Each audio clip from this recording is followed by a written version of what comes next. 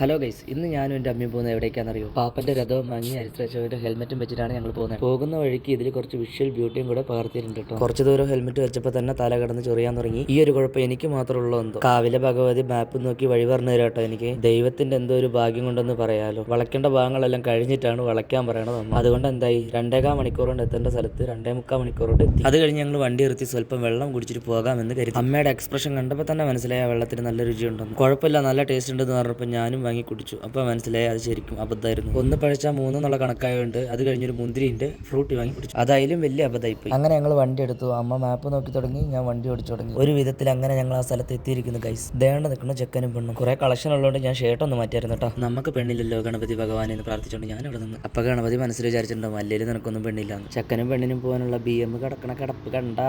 പുറത്ത് ഇത്രയും നല്ല ചൂടുണ്ടായിട്ടും ആ ചേട്ടൻ നല്ല കിടിലൻ ചായയും ബൂസ്റ്റൊക്കെ ഉണ്ടായി കൊടുക്കുന്നുണ്ടായിരുന്നു കേട്ടോ. പിന്നെ ചില്ലംകൂട്ടിൽ നോക്കിയപ്പോൾ രതീശ് ഉറങ്ങുമല്ലേ എണീപ്പിക്കാണ്ട വിചാരിച്ച് ഞാനൊരു ബൂസ്റ്റ് അങ്ങ് വാങ്ങിക്കൊടുത്തു. പിന്നെ അകത്തോട്ട് കയറി നല്ല കിടിലൻ സദ്യ എല്ലാം കഴിച്ചു. അവസാനം പായസം കൂട്ടി ഒരു പിടി പിടിച്ച് ഞങ്ങൾ അവിടെ നിന്ന് ഇറങ്ങി. അപ്പൊ ഇത്ര ഉള്ളൂ. Bye bye.